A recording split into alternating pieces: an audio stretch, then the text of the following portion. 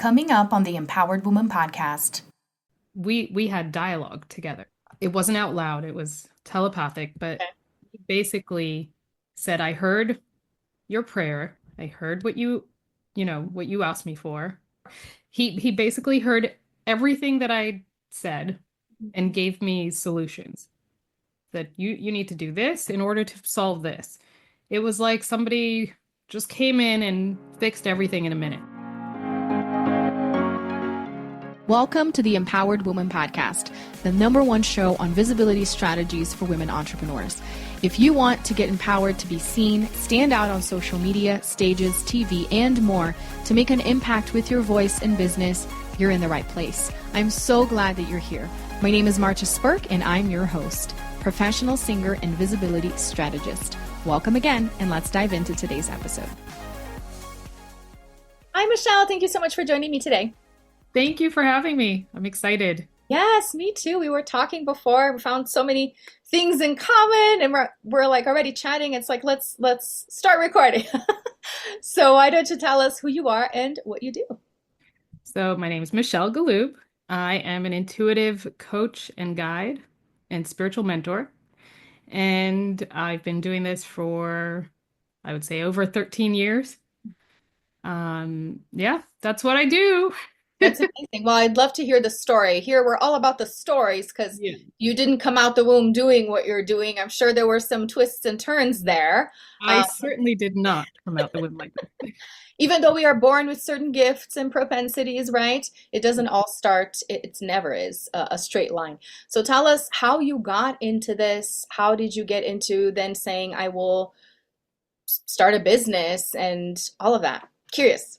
I love it. Okay, so first of all, this wasn't my jam at all. It wasn't something that I even thought about doing ever, Mm, ever, ever. I was a very business-brained okay. woman. I used to have my own fashion business, and then I worked for a nonprofit. So I was very left brain. I wasn't this. Yes, I was intuitive, but I never thought that I even had enough intuition to do what I'm doing now.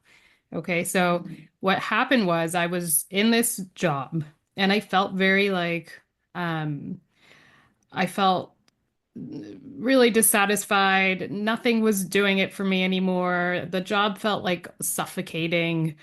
I felt like I knew that I was here for something more than what I was doing.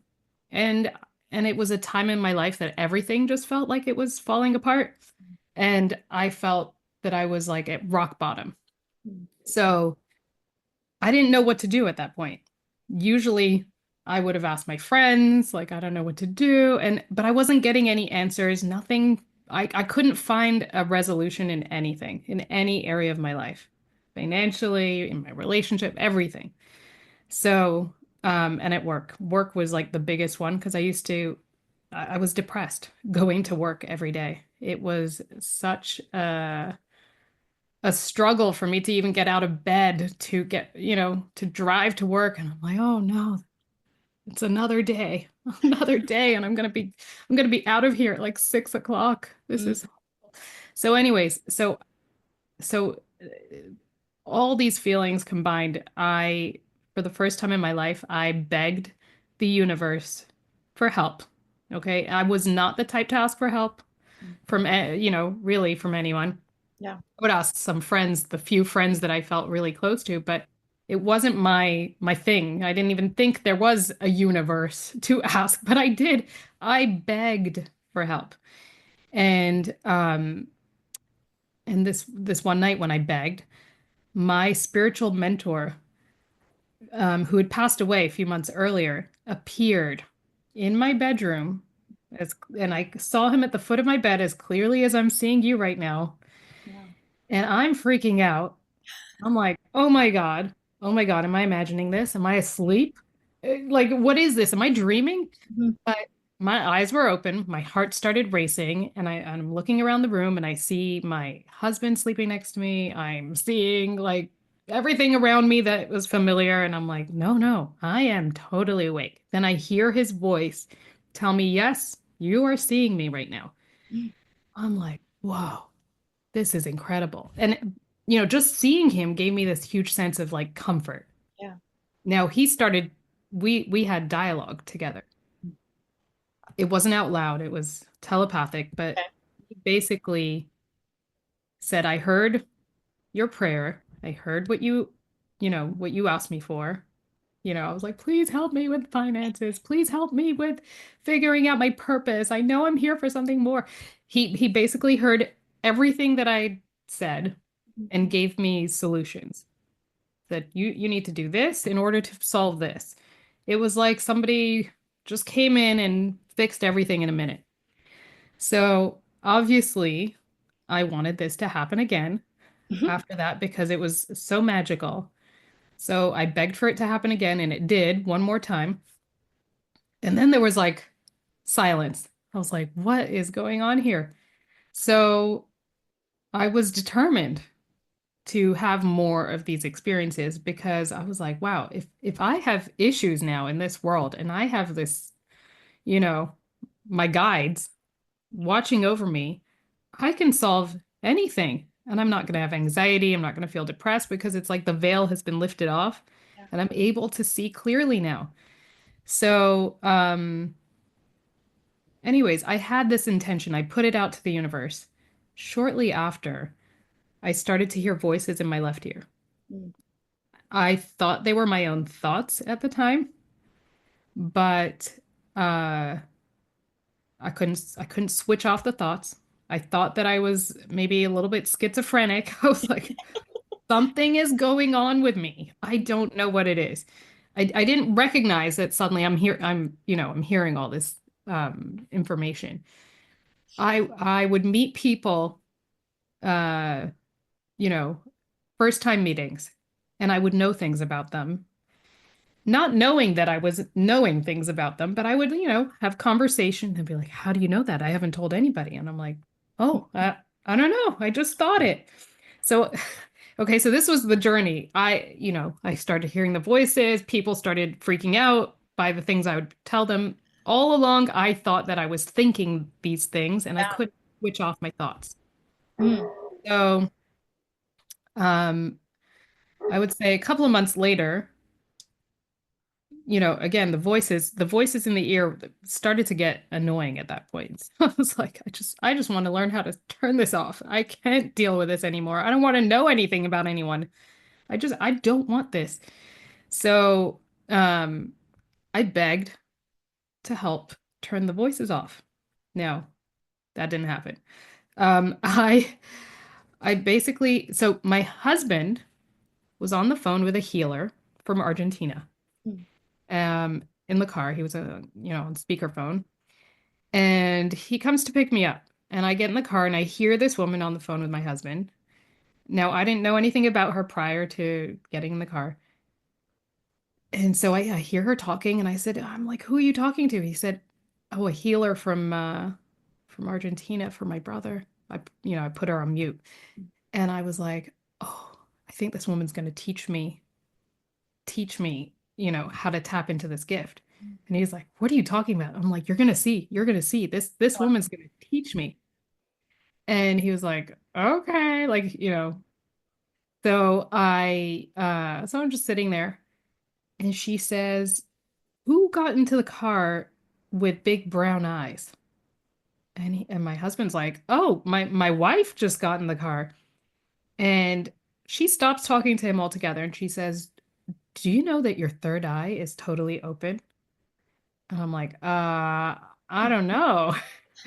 And she says, I have to meet you. I'm coming to LA next week and I must meet you. Would you be open to meeting me? So I'm like, yeah, sure. So I go meet her a week later. A week later. I mean, it's crazy. So I go to meet her. I walk into this coffee shop. She starts bawling. And she's like, my guides told me I needed to come to LA to meet somebody, and now I know that person is you. So she went with her guidance. Wow. First, I thought that's crazy. Like, well, who are your guides and how are they telling you stuff? And she was like, yes, they told me I needed to be in LA. I'm like, who's they? What are you talking about?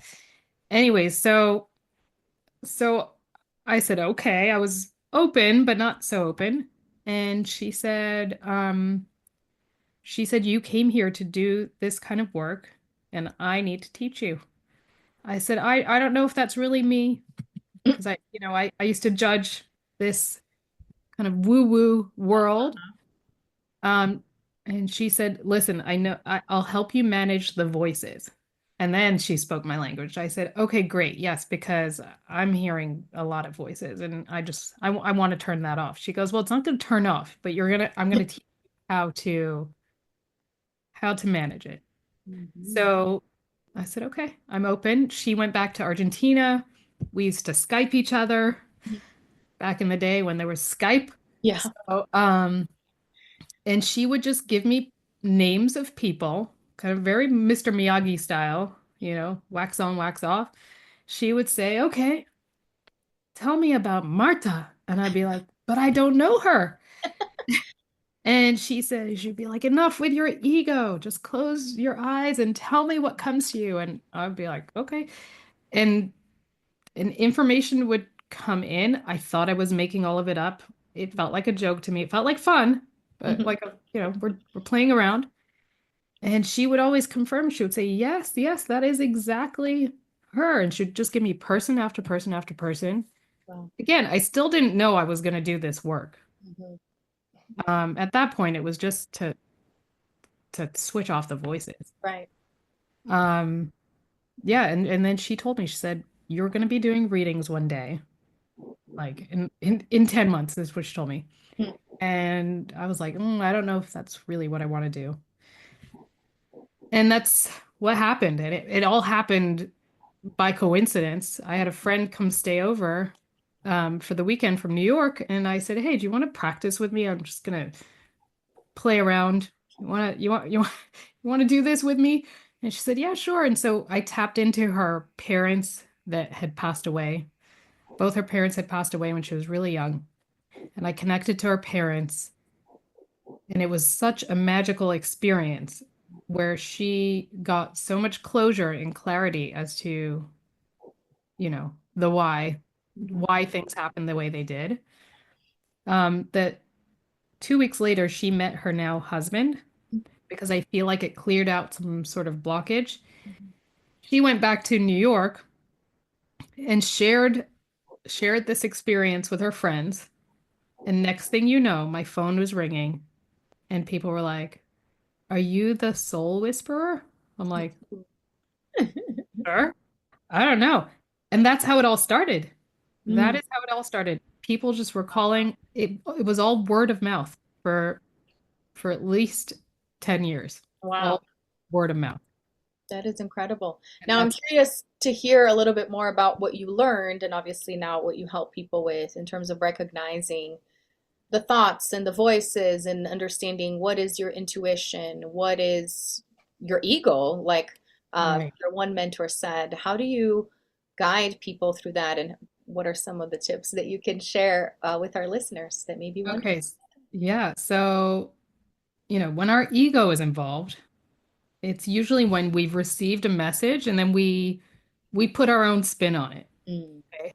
So, like a perfect example would be when I was at the beginning of my journey and I first started doing readings, I had a client come in. She was in her mid 70s, and I kept seeing an image of her flying out of an airplane skydiving.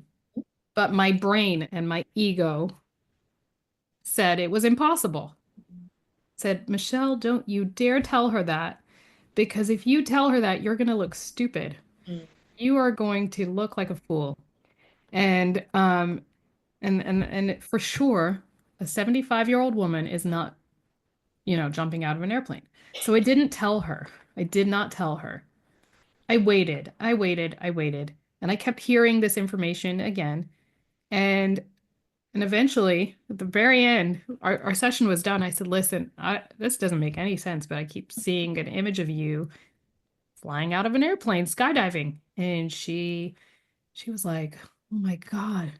I used to go skydiving in my 20s, like every weekend, and this was a major part of my life.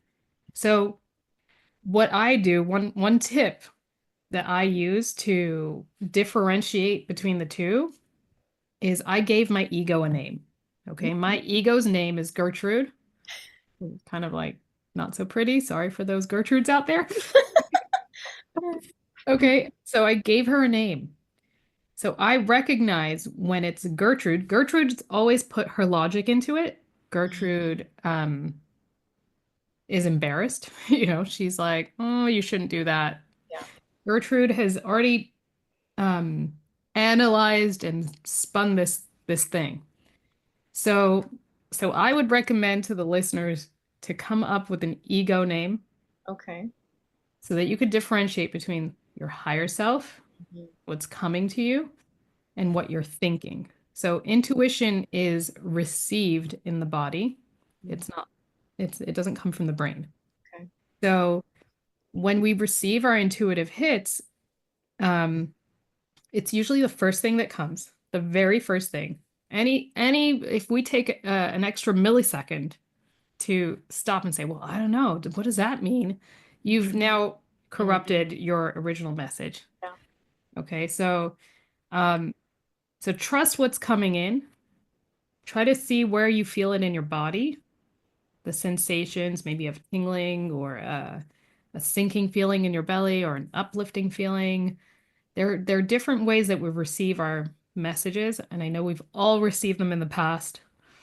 You don't need to be an intuitive guide or coach to have these gifts. We all have it. It's just a muscle that you have to build.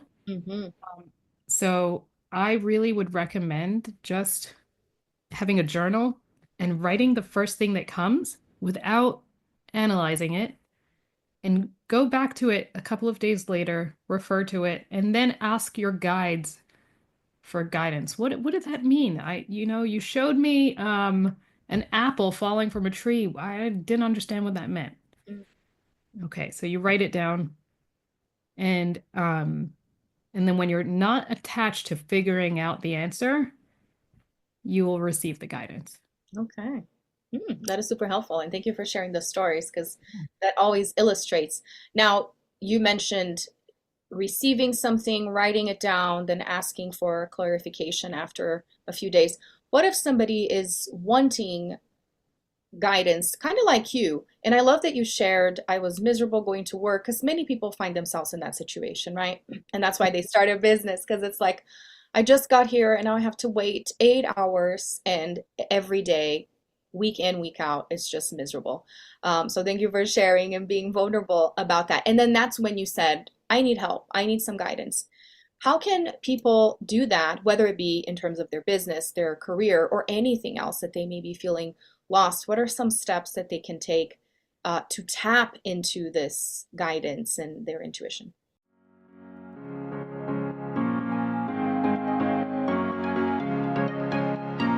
Hey, let me ask you a question. Would you like to be my next guest on the Empowered Woman podcast? Do you have a story you'd like to share? Want more visibility for your business on a show ranked in the top 0.5% in the world? Well, then head on over to martasburke.com/podcast guest for more information. Amazing. So my first steps when I started to learn to manage the voices was learning how I was being spoken to already. Okay, so getting familiar with the way your guidance comes through. That's number one.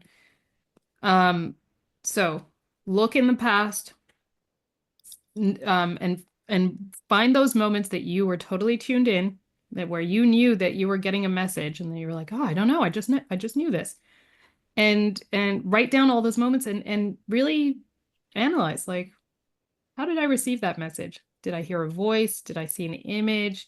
Did the information just drop in? Did I smell something? We all have our different, our more dominant senses. We experience our intuition through as an extension of our five senses. That's the sixth sense. Okay, so it could be any one of those five senses, could be our dominant sense to experience our intuition. Okay, so knowing the way that we receive the guidance. Okay, so once we know, that's great. Then focus on one of those things. The second thing is to quiet the noise around you. Okay, there's no way you're going to hear any intuitive anything if your mind is busy thinking about your to-do list and I got to pick up the kids at 4 o'clock and, all of that stuff. So finding an activity that you resonate with, okay, doesn't have to be meditation, which is what everybody thinks, because I personally am not one who loves meditation because it actually makes me think of my to-do list. So I don't know why. So find the things that work for you. It could be a jigsaw puzzle. It could be taking a long shower. It could be folding the laundry. It could be listening to white noise. That's a great one for me. Or the sound of rain. Could be doing breath work. Anything. 10 minutes. I'm not one to like 1 hour, we're going to meditate. No. You could be 10 minutes a day. You do this activity that is going to get you into the zone. Okay, that's what I call it, getting into the zone, because you have to be at a frequency to be able to hear the guidance. Okay, so those are the first two steps. Then the third thing is we'll start simple. Asking your guides simple yes and no questions. Okay, so and I'm just gonna tell the listeners about one way, which is so simple, and this is what I used. I used to close my eyes, still do it. I close my eyes, and in my mind's eye, I imagine a traffic light. And I ask the guides to show me a, a red light for yes and a green light for no. So if you take a moment, you'll see the traffic light in your mind's eye, and then you'll ask for a red light and you'll see it, and a green light and you'll see it. And then you can start asking obvious questions that you know the answer to, and just ask your guides to show you the lights. So, is my name Michelle? Oh, green light. Yes. Okay. And then eventually, once you start trusting that guidance, then you can ask other questions. Ooh, this is so helpful. That is Thank you how for I started. simplifying it. Because, like you said, so many people, and everybody teaches it in a different way, but at times it just seems so complicated, right? That you have to sit there for an hour and that you have to do all of these things, and it has to be this. I love that you're like, pay attention to how you're already receiving it. Find something that you enjoy doing. It's not you're obligated to do it my way, and that's the only way, which it doesn't make sense because we're all so different, right? Right. So I love that you encourage people to explore that for themselves and be quiet and create the space to get in the zone. I love that. Yeah, That's and like I would keep a journal. Everybody should keep a journal. Like for me, honestly, like also showers. It's like one of my clients said, "Oh, showers are." I call it the shower office that's because good. that's where she gets all her best ideas. I was like, I'm going to use that phrase. So, for me, it is my shower office because I go into the shower with an intention, and that's the difference. I'm not just going to shower to shower. I'll say, okay, please, guides, come talk to me. I am so open right now. Whatever you have to tell me, tell me. And I don't even think about the subject matter. It will just come. And so for those people who get guidance in the shower, and I know a lot of people personally who do, like I would, as soon as you're out of the shower, leave yourself a voice note Mm-hmm. with all the things that you got because it's magic. It's Mm-hmm. not from your brain. It came to you. Love It that. came as a flash. It's a gift. Mm-hmm. So many helpful tips. I love it. Now, you said you do readings. What are some different ways that you support people with tapping into their intuition? What are some of the different programs and things you have going on? So yeah, so I do one-on-one readings. I also have a 3 month and 6 month coaching program where uh it's basically a reading with a follow-up because the most important thing is momentum. Because once you get a reading and you're all energized and empowered, sometimes you'll go back into your old ways. So it's about keeping you on track and helping you see who you really are underneath all the baggage. Okay, because I connect to people's souls. That's the thing. And I'm able to see them for truly for who they are, not for their accomplishments or their bad moods or anything. I don't see any of that. So when I'm connecting somebody, it feels magical because I end up loving the people I work with. So yeah, so that's the readings aspect. I also teach people how to tap into this intuition with practice because practice is the main thing. Yeah. This is not like a textbook, it's not like school. There's not that much to learn. There's a lot to practice Mm. because it takes time. It took me at least 8 months or 9 months to start trusting that I was actually receiving something because intuition feels like you're making things up half the time. It feels made up. Yeah. So yeah, so there's a lot of practice involved in my teaching because I want everyone to know that they actually are super intuitive and we do it in a group setting. Similar to how my teacher taught me, I'll give them a person's name or a picture of somebody, and everybody's in the chat writing what they feel about that person, and everyone's blown away because they can see like, oh my gosh, 4 or 5 people wrote the same thing, and nobody knows these people. So it's pretty magical. Nice. So you do Yeah. have some offers for our listeners in terms of what you offer. Can you share with us what you have? Yes. So I'm offering $70 off a reading. Okay. Um, which I feel like there'll be a link for you. Oh yeah, I'll have the links in the links in the show notes. A Awesome. link. And is this typically like a 30-minute, an hour? What can they expect? It is an hour, a 1 hour reading. Okay. And then also I have a school group, which is it's an online community where I have some free resources. I have um, an expanded version of how to get your yeses and nos. Okay. So I would really recommend you to sign up. Because I'll have free resources and guest speakers and group readings as well. Okay. I offer monthly group readings where we do a reading for the collective. And I Okay. just had one the other day. It was so powerful because all these souls end up finding each other, um, who all have similar issues. So it doesn't mean like everyone gets their question answered, but one person who doesn't say a thing is like, oh my gosh, that question was for me. That answer was for me.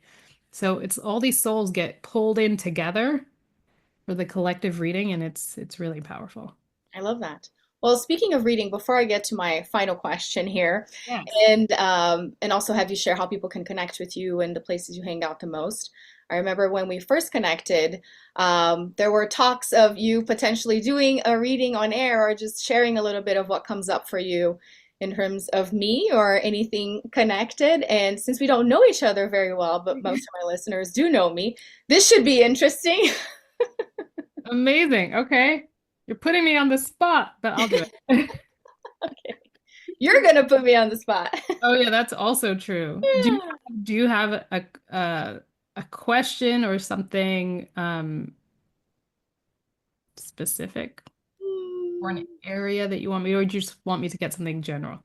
Just something in general is fine. Okay. All right, let's see what's coming through. Okay. Okie dokie.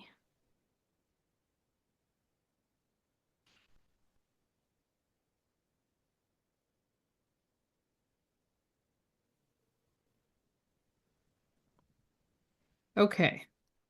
So I'll tell you what came through. I feel like you have a lot of opportunities. It feels like I see you as a nucleus almost, like Okay. the center, and there's like opportunities all around you. So that feels really amazing. I feel like they're saying though, in order for you to truly tap into those opportunities, they want you to step into really seeing your value and really seeing who you are. Okay, so you might know it intellectually, like, oh, great. I have this amazing podcast. I speak with an amazing American accent. you know, there are certain things that you are aware of intellectually, on a brain level, but the knowing your value, they really want you to internalize that. There's a disconnect between what you know in your mind and what you really feel inside. And these opportunities are going to totally blossom. I feel that. Like right now, they're sprouts Hmm. wanting to blossom. It requires you um, connecting what your brain knows and your soul knows to be true. So Hmm. a marriage of the worlds. Yeah, I love that. And it definitely resonates because that's something I've heard from many mentors and many people in my life that I don't really see myself the way people see me. And it's always like a search for more, for more, for more. And it's because I'm not seeing what's already there, you know? So it definitely resonates. Thank you for that. Yeah, but also to see yourself more as like you are such a leader and such a light, and to really see yourself in that light, to know that you are doing your life's purpose when you are at Starbucks or when you are in an Uber, you are a light in this world. So to really connect to that and hold your head up high, like I am doing my purpose daily, Mm, even if you're having a crappy day, okay. just know, like this is who I am. I came here to shine light, and I really feel like that's why you got brought down to this world. Thank you so much. I love that. Well, now people heard this. They need to take advantage of their first reading and also of your school community. We'll make sure and have all the links in the show notes. Mhm. But now on to my $1 million question, I call it. Ooh, I love it. Are I you hope I ready? pass. No, you will. Michelle, what is an empowered woman then?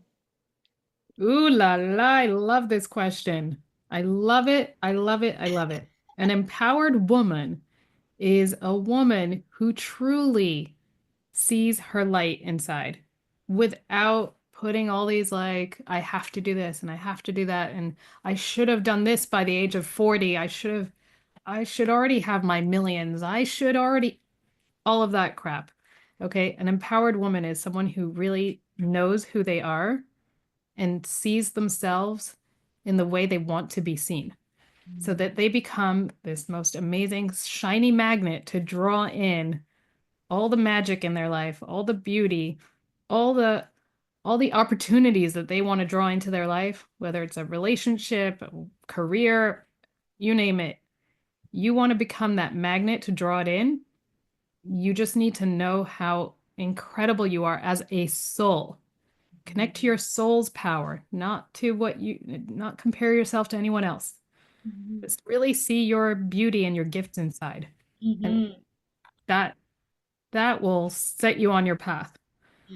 I love that. One of my favorite quotes actually says, "See your beauty without a mirror, without a compliment." And it really speaks to what you just told me about myself and Yeah. seeing yourself already the way you want people to see you. That's Yes. awesome. I love it. Thank you so much for that. Well, Michelle, how can people find you? Obviously, we're going to have the links in the show notes, but if they want to go look on social media, do you hang out anywhere I hang specific? out. Yes, I'm an Instagrammer. I like Yay. Instagram. Um, so it's at Michelle Galoob on Instagram. Uh, I'm not so much on TikTok, but anyways.